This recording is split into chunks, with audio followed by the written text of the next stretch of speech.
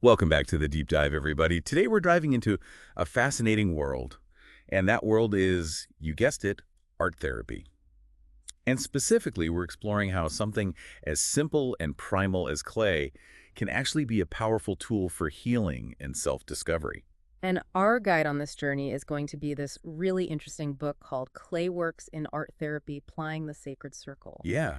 What's so cool about this book is that it goes way beyond just the techniques of working with clay. It's packed with all these personal stories and case studies, working with people dealing with a huge range of challenges. Like everything from ADHD and autism, to deafness and blindness, eating disorders, physical disabilities, even trauma, it really runs the gamut. Yeah, it really does. And what we're hoping to do in this deep dive is kind of pull out those key insights about how getting your hands dirty, literally, with clay can be such a powerful way to express yourself, grow, and even heal. Exactly. Because I think sometimes we underestimate the power of this really basic, versatile medium. For sure. So, to kick Perfect. things off, maybe we can start with the most fundamental aspect of clay as a therapeutic tool. Okay. Well, one of the things that really stood out to me in this book was how much it emphasizes the sensory and kinesthetic experience of working with clay. The softness, the squishiness, the way it just yields to your touch. Right. And the book even suggests that engaging with this primal material can lead to what they call constructive regression. Constructive regression. That sounds interesting. What does that mean exactly?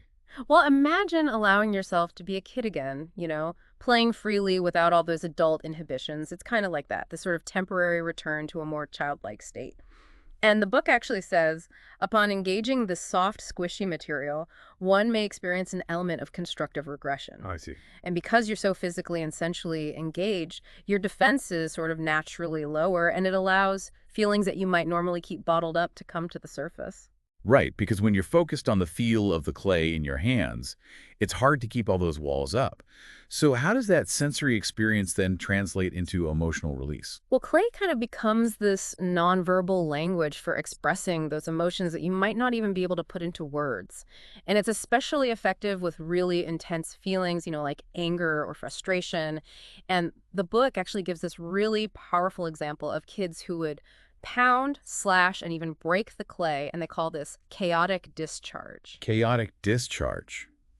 Wow, that sounds intense. What's the thinking behind that kind of raw emotional release? The book draws on the work of Edith Kramer, who was a pioneer in art therapy, and she believed that this physical interaction with the clay could be a safe and healthy way to release pent-up energy and emotion, kind of like a pressure valve. So it's not just about blowing off steam, it's actually about processing those feelings. Exactly. Now, beyond this idea of just emotional release, the book also talks about symbolic representation, right? Yeah. How does clay become a vehicle for deeper meanings?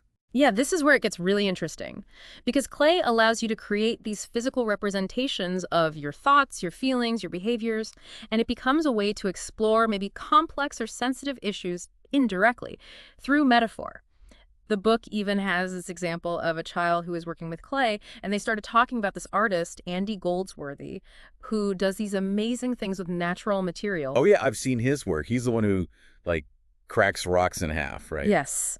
And that specific act of cracking the rocks, for this child, it became a metaphor for their own aggressive impulses, like wanting to, crack heads. Wow, that's pretty powerful, using this external piece of art to understand those internal feelings. Exactly. And the book really emphasizes, how powerful metaphors can be. And it even mentions like Kristen Aristotle, who wrote about the power of metaphor to capture those deeper meanings that sometimes words just can't quite reach. I get it. So the act of shaping the clay becomes like a tangible symbol for something much deeper. It's giving form to those formless emotions. Now, the book also gets into this, like, deeper connection, the link between clay and the very origins of life. That sounds pretty philosophical. It is. It's a bit philosophical. It even brings up the story of creation in Genesis, where God forms man out of clay. And then, of course, there's the primordial soup theory from science. You've probably heard of that, right? Oh yeah, where life emerged from this, like primordial soup. Yeah, and some scientists think that clay actually played a crucial role in that process. Really? Yeah. Well, the book talks about clay acting as a silicon conductor, potentially channeling energy, maybe even lightning, through that primordial soup, which then could have led to the formation of those first building blocks of life, the amino acids. So clay could have been like this ancient computer chip that helped spark life itself. Exactly. Now, of course, the author does acknowledge that this is pretty speculative territory, but it does highlight the unique properties of clay. And I think this connection to the origins of life can really add another level of meaning to working with it. It definitely adds a whole other dimension to just playing in the mud, doesn't it? Yeah. Now, one of the things that I think is so fascinating about art therapy is its adaptability. And the book really emphasizes how clay work can be tailored to meet so many different needs. Absolutely. Clay is incredibly versatile, and you can adapt it for people with various challenges. Mhm. There's a case study in the book about a boy who needed a special jig device to help him create even clay slabs to prevent frustration. Right. And they also talk about, simple workspace adjustments like using unprimed canvas so the clay doesn't stick. It's all about making it accessible. It's about removing those barriers to creative expression. So let's talk about some of those specific techniques that are used in clay therapy. Where should we start? Well, a common starting point is pinching. And this is often a great introduction because it's very meditative, just shaping the clay directly with your fingers, maybe even closing your eyes. You really connect with the material on a very basic level. And I remember there's this amazing story about a blind teenager who created self-portraits using just the pinching technique. Yes. And it's a perfect example of how powerful that tactile engagement can be, even without visual input. He made these like hemispherical shapes, pinched them out, and then joined them together. And it was like his head and shoulders. Really beautiful. What about marvering? Marvering, yeah, that's a good one. Basically, you're taking a cylinder of clay and using a tool to create a hollow space inside. Then you roll that like hollow coil on a board to thin out the walls and expand the shape. So it's a quick way to make those cylindrical forms. Exactly. And it doesn't require a lot of fine motor control, so it's a good starting point for a lot of people. Then you've got slab building. Oh yeah, slab building. Which is great for making larger forms. And the book has this example of a boy who built a slab cylinder around a cardboard tube so the clay wouldn't stick to the inside. And then he decorated it with maple leaf that he made using a press mold. So molds and appliques, that's how you add those consistent details. Exactly. You've got press molds for things like, leaf medallions, slump molds for creating curved shapes, sling molds, all sorts of things. And then there's extruding. Extruding, tell me about that. So for extruding, you use a tool that pushes the clay through a shaped opening, and it creates these really consistent shapes like tubes or coils. The book talks about a kid who made this incredible dragon using extruded strands of black clay that look just like spaghetti. Oh, wow, that's amazing. Right, so many creative possibilities. So these basic techniques really lay the groundwork for therapeutic work with clay. Now, the book also goes into a lot of detail about the overall ceramic process. Why is that important to understand in this context? Well, because it gives you a deeper understanding of the material and how it behaves, and that can really inform the therapeutic process. For example, there's a whole section on clay bodies, the different blends of clays and colorants that are used for different purposes. Yeah. And they stress the importance of using well-aged clay because it's much easier to work with. Then there are the different stages of clay, like greenware, which is clay that's been dried but not yet fired. It's really fragile at this stage. Oh yeah, greenware is super delicate. Yes, especially at the bone dry stage, you have to handle it very carefully. And the book actually recommends that the therapist do any sanding that needs to be done at that point while wearing a respirator. Because of the dust. Exactly, because inhaling clay dust can be harmful. And then, of course, there's firing, which is when the clay gets transformed in the kiln. I've always found that process so magical. It is magical, and the book focuses mainly on electric kilns, which are pretty common in therapy settings. The first firing is called a bisque fire, and that hardens the clay. And then after the bisque fire, you can add glaze. Which is that glassy coating, right? Right. And then you fire it again in a glaze firing. And that's when the glaze melts and fuses to the surface, creating that beautiful, durable finish.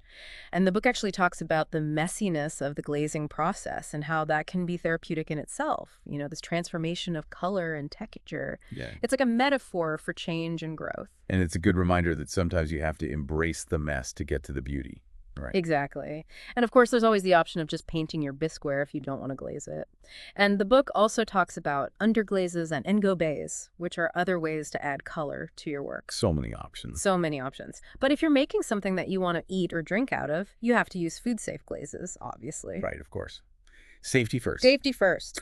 Now let's move on to a specific area of clay therapy. Figurative sculpture. Okay, figurative sculpture. The book talks about how your emotional and perceptual experiences can actually show up in the way you sculpt the human form.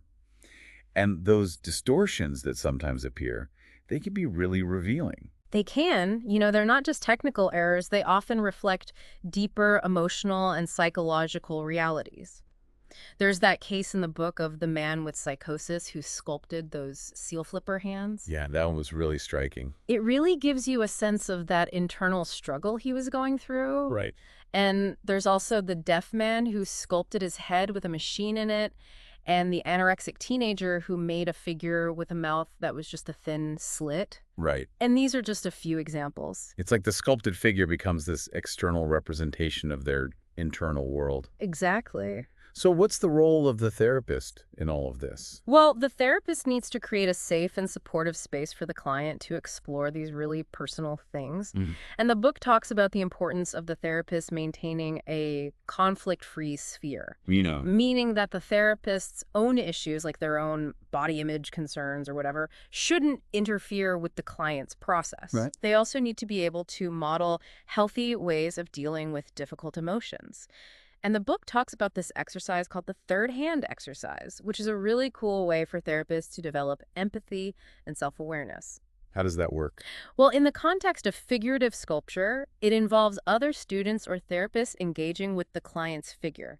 They'll make a copy of it first to try to understand the client's perspective. Then they might sculpt an idealized version, and that helps them become aware of their own emotional reactions. Interesting. And finally, they might create a third figure that explores possible therapeutic interventions. So it's about both understanding and responding to the client's emotional state. Now, in terms of technique, is the focus on anatomical accuracy in figurative sculpture therapy? Actually, no. The book stresses that expressiveness is more important than anatomical correctness. So it's more about capturing the feeling than creating a perfect replica. Exactly. They encourage working with dynamic poses and using simplified techniques to make it easier for people to express themselves. That makes sense. Now, the book also talks about how children's experiences with clay evolve developmentally. Can you tell us about that? Sure. For very young children, clay is all about sensory exploration. They're just enjoying the feel of it, the texture, the malleability. It's playing in the mud. Exactly. There's no real focus on creating a finished product. They might just smack it, stack it, roll it into coils, that kind of thing. Right. And as they get older, they start to create circular forms, what researchers call mandalas. And then around age 3, you might start to see those recognizable tadpole figures emerging. And by age 4, they're starting to create more representational figures. There's that sweet story about the child who sculpted their puppy. Yes. And even though it wasn't anatomically perfect, it captured the essence of that puppy and the child's love for it. It's a beautiful example of how even simple creations can be so profound. And then the book talks about how some kids use clay for imaginative play, creating characters and stories, while others are more focused on representing their everyday world. And Edith Kramer, she talks about how creating art is a complex cognitive and emotional process. It's about embodying meaning in a tangible form. And the book is full of these really moving case studies that illustrate the therapeutic power of a figurative sculpture. Yes, there's the child who used clay to cope with grief and the child with cancer who used it to process the trauma of medical treatments. And there's this one case that always stands out about Connie, who actually hurled clay during a session. That sounds intense. It was definitely a powerful moment. It showed how working with clay can sometimes bring up those really raw emotions and lead to regression. Right. But the book actually frames it as an opportunity for a controlled cathartic release. Like, it's not always a bad thing. So it's about channeling that energy in a safe way. Exactly. And they also talk about how different types of clay can be better suited for different people. Like polymer clay, which is less yielding, might be a better choice for someone who's prone to aggression. And then there are cases where you see obsessive themes emerging in people's work. Like a boy who made drug paraphernalia or funeral urns for mice. And the book draws a connection to the concept of sympathetic magic. Oh, interesting. And it also compares these kinds of creations to the work of Art Brut, artist. Art brute. Yeah, it's like outsider art. It's often very raw and expressive, created by people who aren't formally trained. Like George Orr, the mad potter, he had this really unique approach to ceramics. So you're saying there can be a lot of overlap between art therapy and what we consider fine art. Definitely. They're not always separate worlds. The book also gets into this idea of alternative perception in sculpture, specifically the difference between haptic and visual ways of experiencing the world. That's interesting. Explain that a little more. So haptic perception is all about internal bodily sensations and kinesthetic awareness, while visual perception is more about, what you see externally. And the book has this example of a portrait that was created from a haptic perspective, where the features are kind of isolated, representing those internal impressions rather than a cohesive visual whole. They also talk about this woman who was deaf and legally blind, and she used a face cast as a reference for her sculptures. Wow. It really highlights how different people experience the world and how that can come through in their art. And then there's this idea of visualizing those internal bodily feelings, what's called somaticization, through sculpture. Like this one boy who had chronic anxiety, and he sculpted his anxiety as a separate figure inside his own torso. Wow. That's powerful. It really shows how clay can be a way to give form to those feelings that are hard to put into words. And then finally, the book looks at how clay work can be used to address aggression. And there's that great example from the summer camp. Oh, yeah. Tell me about that one. So they had these kids who were struggling with various emotional and behavioral challenges, and they had them sculpt these miniature knights, and then they would have these symbolic jousting matches with them using straws. It was a way for them to safely release that aggressive energy. It's like a ritualized form of play fighting. Exactly. So we've talked a lot about individual therapy, but what about group therapy? How does clay work function in a group setting? Well, one of the things that's really cool about group clay work is how it can foster a sense of shared experience and even community building. Right. The book describes a project where kids who normally were quite socially withdrawn worked together to build this incredible mountain village out of clay. Wow. They even had to work together to build a ladder to reach the higher parts of the village. So the act of creation became a way for them to connect with each other. Exactly. And there's another project that explored cultural issues. It was with kids from coal mining communities, and they used clay to create these dark labyrinths, which helped them process their fears related to the mines. That's fascinating. It really shows how clay can be used to address those deeper social and cultural anxieties. And of course, it also highlights the importance of being sensitive to different cultures when you're working in this way. You don't want to impose your own interpretations or be disrespectful. Yep. The book also talks about conflict resolution. There's a therapist named Press who used clay with inner city teens, and he incorporated classical figurative techniques, which really resonated with them. Interesting. And it gave them this really powerful way to express their emotions and work through conflicts within the group. And then there's the whole dynamic of balancing individual expression with public sharing, which can be tricky in a group setting. Right. But the book gives some really cool examples of how to do that effectively. Like there's this one project where college students cast parts of their bodies to create this group installation that explored body image. That sounds good. And there's also this mural project that involved a large group of clients creating this unified whole, what's called a gestalt. And then there are finger puppet workshops and mask making, all sorts of things. The book even talks about how clay can be used in group therapy with people with autism. Yeah. Like this one boy who was just fascinated by this rotating clay sculpture, and it really helped him engage with the therapist and the other kids. So even something as simple as that can be a bridge to connection. Exactly. Now let's talk about a specific form in ceramics, the vessel. And the book really emphasizes this idea of plying the sacred circle. What's so special about the circle? Well, the circle is seen as this like primal form going all the way back to the mother's breast. Right. And it has all these deep neurological and instinctual connections. It's this fundamental shape that we're drawn to on a very basic level. It's like a universal symbol. Exactly. And the book talks about how the circle has been used in art throughout history, from ancient cave paintings to contemporary artists like Smithson and Goldsworthy. And then, of course, there's the history of the ceramic vessel itself, which is really fascinating. Tell me about that. Well, it goes all the way back to the Paleolithic era with those early seed basket linings that were fired. And from there, it evolved into coil-built pottery, wheel-thrown pottery, all these different techniques. And the book talks about these ancient traditions from all over the world.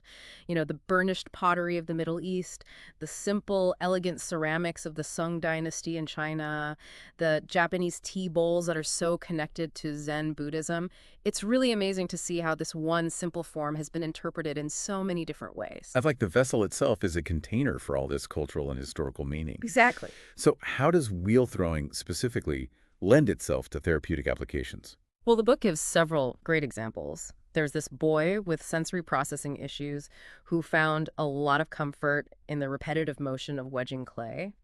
And then there's a hyperactive boy who seemed to find a sense of containment in the deep hollow of a thrown cylinder. And then you have this multiply disabled child who learned to coil build around a tube, which became both a physical target and a symbolic outlet for his aggression.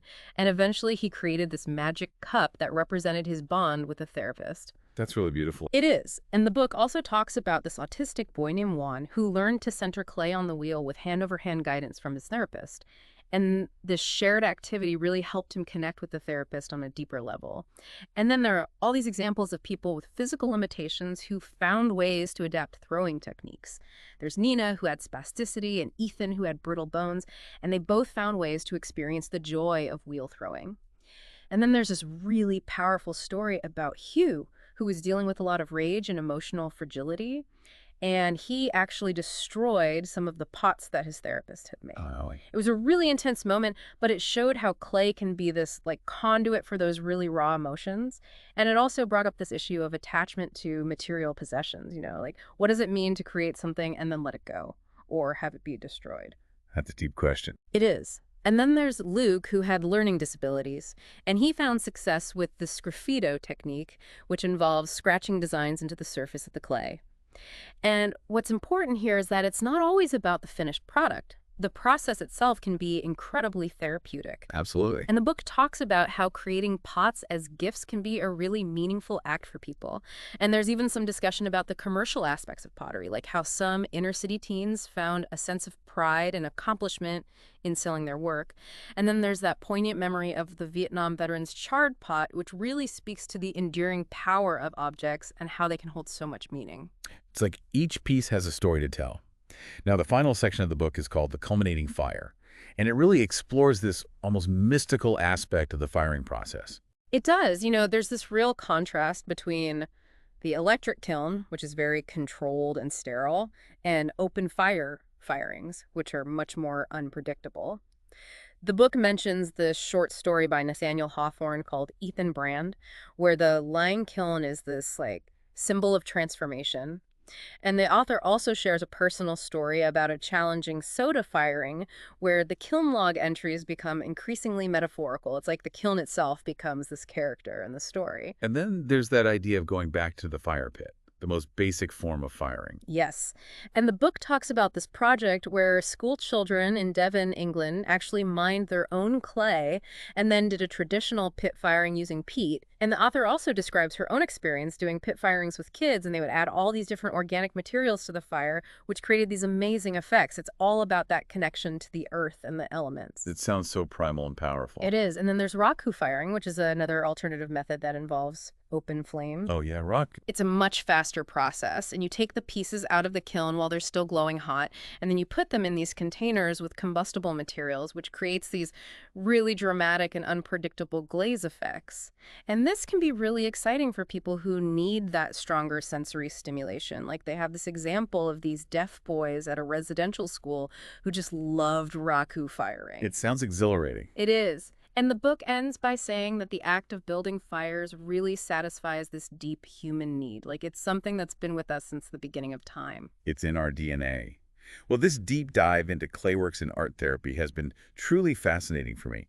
We've covered so much ground, from the most basic sensory experiences of working with clay to those complex symbolic expressions and even community building. It's amazing to see just how adaptable this one medium can be, and how it can meet the needs of so many different people. So, as a final thought for you, the listener, to consider, how might this primal act of shaping the earth, whether it's in a studio or around an open fire, unlock something within you? What hidden depths might you discover in a simple lump of clay? And what story will your hands tell? Thank you for joining us on the deep dive. We'll see you next time.